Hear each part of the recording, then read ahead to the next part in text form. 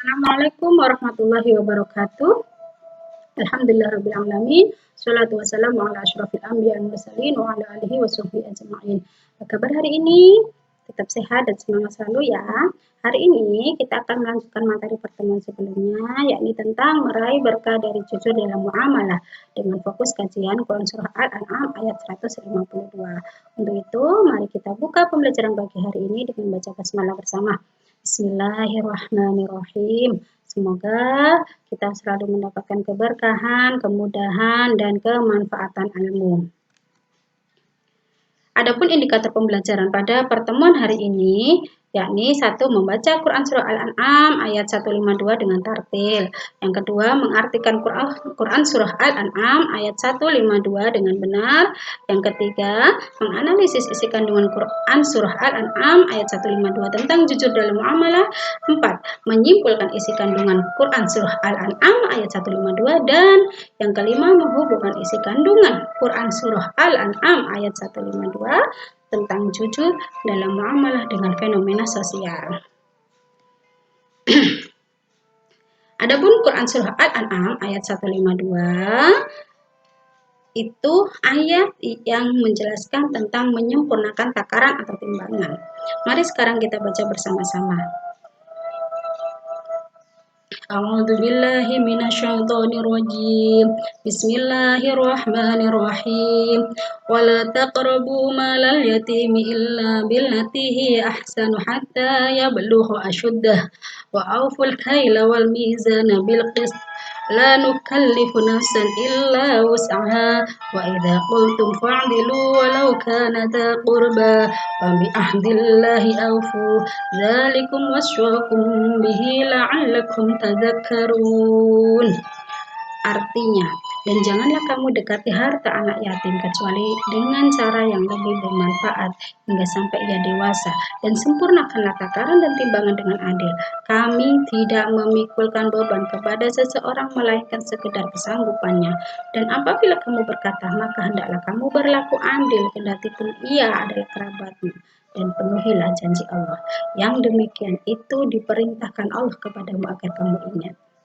Adapun arti mufradatnya adalah wala taqrabu, dan janganlah kamu mendekat malal yatimi, harta anak yatim, ahsan, yang lebih bermanfaat, yablughu asyuddah, sampai dia mencapai usia dewasa, wa auful kaila, dan sempurnakanlah takaran, wal mizana, dan timbangan, bil qisti, dengan adil, fa'dilu, bicaralah sejujurnya.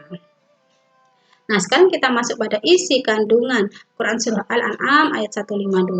Awal ayat itu diawali dengan larangan mendekati harta anak yatim. Larangan mendekati anak yatim seperti apa? Mengambil hartanya dengan alasan yang dibuat-buat. Kecuali cara yang lebih bermanfaat dan lebih menguntungkan. Contohnya, harta itu diinvestasikan agar berkembang. Yang kedua, menjaganya agar keutuhannya terjamin. Yang ketiga, membayarkan zakat hartanya jika mencapai satu nisab sampai mencapai usia dewasa dan mampu mengelola harta. Jadi anak yatimnya ini belum balik, dia belum bisa atau dia belum dewasa, belum bisa mengatur keuangan sendiri, maka kita boleh itu mengambil dalam arti untuk memanfaatkannya untuk kebutuhan anak yatim tersebut ketika dia sudah dewasa. Yang kedua, isi kandungan dari Quran Surah Al-An'am yaitu perintah menyempurnakan takaran dan timbangan secara adil. Kita tidak boleh merekayasa untuk mengurangi takaran atau timbangan dalam bentuk apapun. Karena untuk tepat 100% dalam menimbang sangatlah sulit.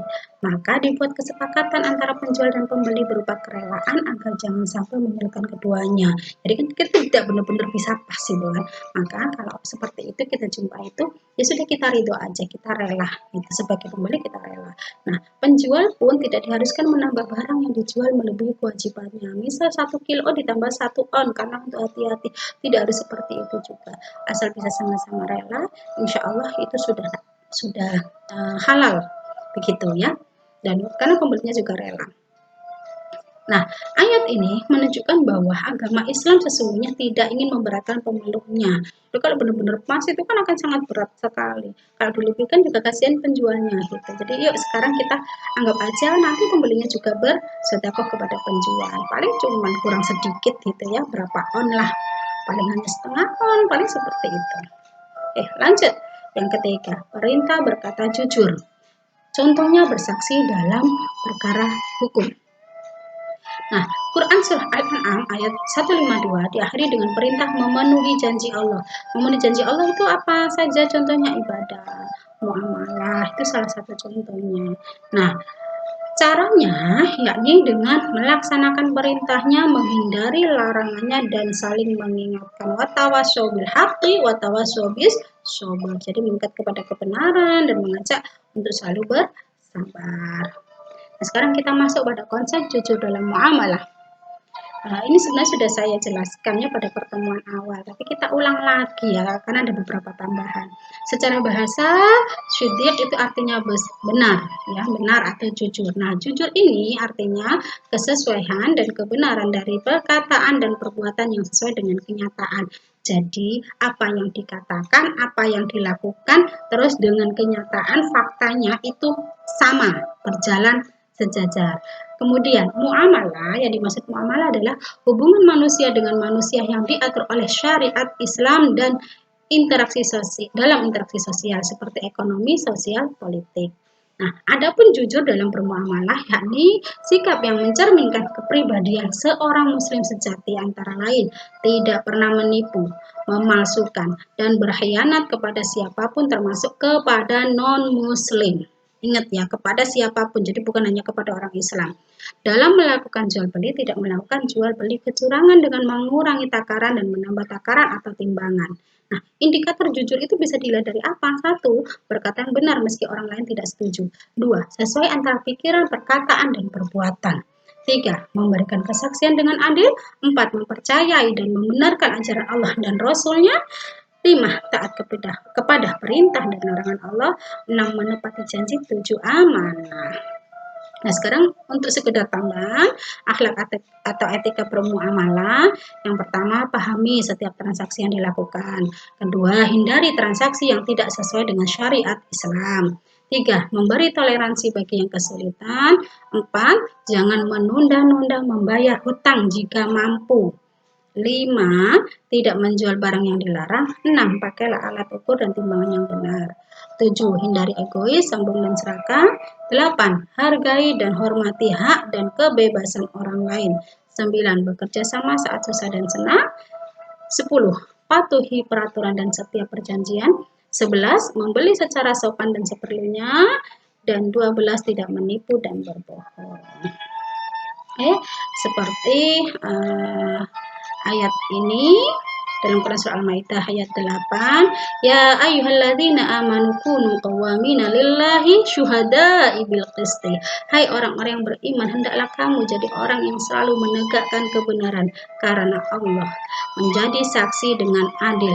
Wala yajrimannakum syana'anu qaumin ala alla ta'dilu. Dan janganlah sekali-sekali kebencianmu terhadap suatu kaum mendorong kamu untuk tidak berlaku adil. I'dilu huwa aqrabu littaqwa. Berlaku adillah, karena adil itu lebih dekat kepada Allah. Wattaqullah, dan bertakwalah kepada Allah. Innallaha khabirum bima ta'malun. Sesungguhnya Allah Maha mengetahui apa yang kamu kerjakan. Selesai materi kita hari ini. Perlu buku diingatkan bahwa minggu depan kita ulangan. Tolong belajar sungguh-sungguh, pahami materinya. Kalau ada pertanyaan bisa langsung japri ke buku ini ya, tanyakan langsung, kemudian kerjakan ya sungguh-sungguh ya, jangan asal. Berikutnya ada tugas kaligrafi, itu yang akan saya berikan setelah ulangan, dan juga membaca atau hafalan Quran Surah Al-Mutaffifin dan Al-An'am. Itu saja dari buku ini, kurang lebihnya mohon maaf, semoga bermanfaat. Mari kita tutup dengan baca tahmid bersama-sama. Alhamdulillahirabbil alamin. Ihdinas syiratal mustaqim. Assalamualaikum warahmatullahi wabarakatuh.